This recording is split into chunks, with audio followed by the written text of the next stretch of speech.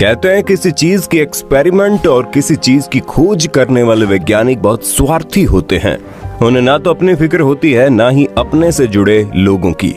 और अब तक कुछ घटनाएं ऐसी हो चुकी हैं जो इस बात को बिल्कुल सही साबित करती हैं। और ऐसी एक घटना हुई आज से 18 साल पहले 1 फरवरी 2003 को, जब हरियाणा के करनाल में पैदा हुई भारत की एक बेटी को नासा की तरफ से एक अंतरिक्ष अभियान में भेजा गया। कहा जाता है कि नासा को इस बात की शंका पहले ही हो गई थी कि जिन अंतरिक्ष यात्रियों को अंतरिक्ष यान के द्वारा अंतरिक्ष में भेजा जा रहा है वो शायद ही कभी सुरक्षित वापस लौट कर आ पाएंगे। लेकिन इसके बावजूद भी नासा ने कल्पना चावला सहित 6 और अंतरिक्ष यात्रियों को कभी न लौटने के लिए अंतरिक्ष में भेज दिया। ऐसे में ये सवाल उठता है कि नासा के अंतरिक्ष अभियान में कब और कहां गलती हो गई, और गलती का पता लगने के बावजूद भी नासा ने अपने अंतरिक्ष यात्रियों की जान बचाने के लिए कुछ क्यों नहीं किया। आज की इस वीडियो में हम आपको इन्हीं सवालों के जवाब को बहुत डिटेल में बताने वाले हैं कि कैसे एक टेक्निकल खराबी वाले अंतरिक्ष यान जिसमें 18 बार खराबी आई थी, उसी अंतरिक्ष यान से नासा ने अपने 6 अंतरिक्ष यात्रियों को अंतरिक्ष में भेज दिया था, जो वापस आते वक्त एक भयंकर दुर्घटना का शिकार हो गया। दोस्तों, सबसे पहले आपको बता दें कि भारत की उस होनहार बेटी कल्पना चावला का जन्म 17 मार्च साल 1962 को हरियाणा के राज्य करनाल के शहर में हुआ। कल्पना चावला बचपन से अंतरिक्ष विज्ञान में बहुत ही अधिक इंटरेस्ट रखती थी और यही वजह है कि स्कूली शिक्षा पूरी करने के बाद साल 1976 में जब कल्पना चावला ने पंजाब इंजीनियरिंग कॉलेज से एरोनॉटिकल इंजीनियरिंग में बैचलर की डिग्री हासिल की, तो आपको जानकर हैरानी होगी कि इस डिपार्टमेंट से बैचलर की डिग्री हासिल करते वक्त वो अपने कॉलेज में इकलौती लड़की थी। बैचलर की डिग्री पूरी करने के बाद साल 1982 में कल्पना चावला अमेरिका चली गई और वहां की एक मशहूर संस्थान यूनिवर्सिटी ऑफ टेक्सास में एडमिशन लिया और वहीं से कल्पना चावला ने एरोनॉटिकल इंजीनियरिंग से अपनी मास्टर की डिग्री पूरी की। उसी वक्त कॉलेज के दौरान कल्पना चावला की मुलाकात एक अमेरिकी शख्स जिन पियरे हैरिसन से हुई, जिससे उसकी गहरी दोस्ती हो गई और साल 1983 को कल्पना चावला ने उससे शादी कर ली। कल्पना चावला को एरोनॉटिकल इंजीनियरिंग में इतना अधिक इंटरेस्ट था कि साल 1988 के दौरान उसने यूनिवर्सिटी ऑफ कोलोराडो से इसी डिपार्टमेंट में पीएचडी कर ली और पीएचडी की डिग्री लेते ही कल्पना चावला ने अमेरिकी अंतरिक्ष एजेंसी नासा के साथ काम करना शुरू कर दिया। ये बात साल 1991 की है, जब कल्पना चावला को अमेरिका की नागरिकता मिल गई और फिर दिसंबर 1994 को उन्हें नासा की तरफ से अंतरिक्ष यात्री के 15वें समूह में शामिल कर लिया गया। कल्पना चावला एक बहुत ही काबिलियत शख्सियत थी और उनकी इसी काबिलियत को देखते हुए नासा ने साल 1996 में अपने पहले स्पेस मिशन के लिए कल्पना चावला को उस मिशन की विशेषज्ञ और प्राइम रोबोटिक आर्म ऑपरेटर के तौर पर नियुक्त कर लिया। ये बात 19 नवंबर साल 1997 की है, जब कोलंबिया स्पेस क्राफ्ट ने अमेरिका के कैनेडी स्पेस सेंटर से अंतरिक्ष की तरफ उड़ान भरी। अंतरिक्ष में लगभग 16 दिन का वक्त बिताने के बाद 5 दिसंबर साल 1997 को अंतरिक्ष यान अपने सभी अंतरिक्ष यात्रियों को लेकर सुरक्षित धरती पर आ गया और इसी के साथ कल्पना चावला अंतरिक्ष की यात्रा करने वाली भारतीय मूल की सबसे पहली अंतरिक्ष यात्री बन गई। अपने पहले मिशन की सफलता को देखते हुए नासा ने कल्पना चावला को दूसरे स्पेस मिशन के लिए भी नियुक्त कर लिया और ये घटना साल 2001 की है।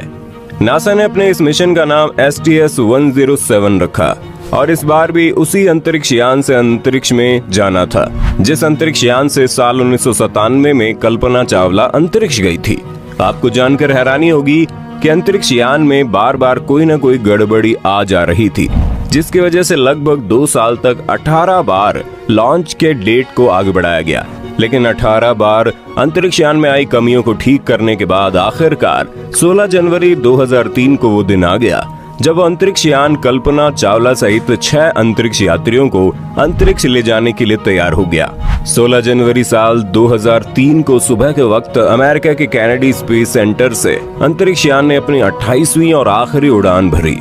उड़ान भरने के बाद अंतरिक्ष में लगभग 15 दिन और 22 घंटे का वक्त बीत चुका था और अब वो वक्त करीब आ गया जब उस अंतरिक्ष यान को वापस धरती पर आना था। 1 फरवरी 2003 ये वही दिन था जब अंतरिक्ष यान पृथ्वी के वायुमंडल की तरफ बढ़ रहा था। तभी अंतरिक्ष में बैठे अंतरिक्ष यात्रियों को एक जोरदार झटका महसूस हुआ। ऐसा नासा में काम करने वाले एक शख्स ने अपने ब्लॉग में लिखा था। कुछ ही देर बाद उस यान में बैठे हुए अंतरिक्ष यात्रियों को सांस लेने में तकलीफ होने लगी। वे सभी अंतरिक्ष यात्री कुछ समझ पाते उससे पहले ही हवा के दबाव के कारण उनकी सांसें रुक गई और ऑक्सीजन की कमी के कारण सभी अंतरिक्ष यात्री बेहोश हो गए। अंतरिक्ष यान का अंदर का तापमान अचानक ही बहुत तेजी से बढ़ने लगा और इतना बढ़ गया कि उनके शरीर में मौजूद सारा खून उबलने लगा। कुछ वक्त के बाद अंतरिक्ष यान ब्लास्ट हो गया और अंदर बैठे सभी अंतरिक्ष यात्री हमेशा के लिए अंतरिक्ष में विलीन हो गए। नासा में काम करने वाले एक वैज्ञानिक अपने ब्लॉग में लिखते हैं कि पृथ्वी के वायुमंडल में प्रवेश करते उस अंतरिक्ष यान के इंटरनल स्ट्रक्चर पर बहुत ज्यादा दबाव पड़ने लगा। उस वक्त धरती से उस अंतरिक्ष यान की दूरी लगभग 63 किलोमीटर थी। तभी उस अंतरिक्ष यान से एक नारंगी रंग का गोला उभरा और कुछ ही देर बाद वो अंतरिक्ष यान एक सफेद लकीर में बदल गया। अंतरिक्ष यान में बैठे सभी 6 यात्री हमेशा के लिए इतिहास बन चुके थे और लगभग कई सालों का वक्त भी बीत चुका था, लेकिन किसी को भी इस बात की पुख्ता जानकारी नहीं थी कि यह हादसा कैसे हुआ। कई सालों तक सारी दुनिया यही समझती रही कि कहीं न कहीं क्रू मेंबर से कोई गलती हुई होगी, लेकिन जब नासा ने इस मामले में बारीकी से जांच की तो ऐसा सच निकलकर सामने आया जिसने सबको हैरान कर दिया और नासा ने उस हादसे की वजह एक इंसुलेशन फोम को बताया। दोस्तों, आपको बता दें कि जिस अंतरिक्ष यान का इस्तेमाल करके अंतरिक्ष यात्री अंतरिक्ष की तरफ निकलते हैं उसमें बहुत ही अलग तरीके का ईंधन इस्तेमाल किया जाता है। आमतौर पर अंतरिक्ष यान में इस्तेमाल होने वाले ईंधन 2 तरीके के होते हैं। पहला लिक्विड फॉर्म में होता है, दूसरा हार्ड फॉर्म में। ज्यादातर अंतरिक्ष यान में लिक्विड फॉर्म वाले फ्यूल का इस्तेमाल किया जाता है, जिसमें ईंधन के तौर पर लिक्विड ऑक्सीजन और लिक्विड हाइड्रोजन का इस्तेमाल होता है। इन दोनों ही ईंधन के तापमान को मेंटेन रखने के लिए अंतरिक्ष यान को ठंडा रखना बेहद जरूरी होता है और उसी ईंधन को ठंडा रखने के लिए अंतरिक्ष यान को चारों तरफ से इंसुलेशन फोम से कवर कर दिया जाता है ताकि बाहर की गर्मी उसके अंदर ना जा सके। ये बिल्कुल वैसे ही काम करता है जैसे आपके फ्रिज के एक्सटर्नल लेयर के अंदर एक फोम का इस्तेमाल किया जाता है ताकि बाहर की गर्मी आपके फ्रिज के अंदर ना जा सके। आपको जानकर हैरानी होगी कि जिस इंसुलेशन फोम का इस्तेमाल रॉकेट को ढकने के लिए इस्तेमाल में लाया जाता है वो लगभग 3000 डिग्री सेल्सियस की गर्मी को झेल सकता है। लेकिन नासा के वैज्ञानिक की ब्लॉग की माने तो आखिरी बार जब उस अंतरिक्ष यान को लॉन्च किया जा रहा था तो उस वक्त उसके टैंक पर लगा हुआ कि इंसुलेशन फोम का टुकड़ा टूटकर प्लेन की लेफ्ट विंग से टकरा जाता है, क्योंकि अंतरिक्ष यान के विंग को ही सबसे अधिक गर्मी सहनी पड़ती है। इसीलिए अंतरिक्ष यान के विंग पर और भी हाई लेवल के मटेरियल का इस्तेमाल किया जाता है ताकि बाहर की गर्मी अंदर ना जा सके। लेकिन जैसे इंसुलेशन फोम का ये टुकड़ा लगभग 800 किलोमीटर प्रति घंटे की रफ्तार से अंतरिक्ष यान के विंग से टकराता है, वहां मौजूद प्रोटेक्टिव लेयर टूट जाती है। किसी ने भी ये नहीं सोचा था कि इस छोटे से टुकड़े की वजह से अंतरिक्ष यान के विंग में इतना अधिक नुकसान हो जाएगा कि वापस आते वक्त वो पृथ्वी के वातावरण के दबाव को नहीं झेल पाएगा और बाहर की सारी गर्मी वहां से अंदर प्रवेश कर जाएगी। इस हादसे के लगभग 10 साल बाद जनवरी 17 साल 2013 को कुछ अंतरिक्ष अभियान के प्रोग्राम मैनेजर ने अपने एक ब्लॉग में खुलासा किया कि लॉन्चिंग के दौरान उस फोम के टूटने वाली घटना को नासा की MMT यानी मिशन मैनेजमेंट टीम ने देख लिया था और नासा इस बात को पक्के तौर पर समझ चुकी थी कि उस अंतरिक्ष यान से गए हुए सभी अंतरिक्ष यात्री शायद ही सुरक्षित वापस लौट पाएंगे। नासा के वैज्ञानिक के मुताबिक अगर ये जानकारी अंतरिक्ष यान में बैठे अंतरिक्ष यात्रियों तक पहुंच भी जाती तो भी वो कुछ नहीं कर सकते थे।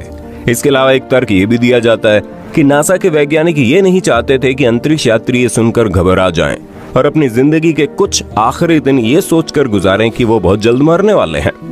और इस तरह से नासा के अंतरिक्ष अभियान के दौरान भारत की बेटी कल्पना चावला के साथ साथ और अंतरिक्ष यात्री हमेशा के लिए अंतरिक्ष में कहीं खो जाते हैं।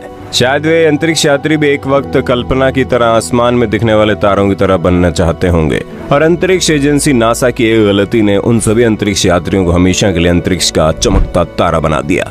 दोस्तों, उम्मीद करते हैं जानकारी आपको पसंद आई होगी। खैर, अमेरिकी अंतरिक्ष एजेंसी नासा हो या फिर भारत का इसरो, हर जगह के वैज्ञानिकों से कोई ना कोई गलती होती रहती है। यही वजह है कि इसरो के द्वारा भेजा गया मानव रहित अभियान चंद्रयान 2 विफल हो गया। आपका इसके बारे में क्या कहना है, अपनी राय कमेंट में देना। वीडियो अच्छी लगी तो लाइक कीजिए, हमारे चैनल को सब्सक्राइब करके बेल आइकन को ऑन करना बिल्कुल मत भूलना, क्योंकि the earth adventure in Hindi की टीम आपके लिए हर रोज ऐसी जानकारियों से भरी वीडियोस लाती रहती है।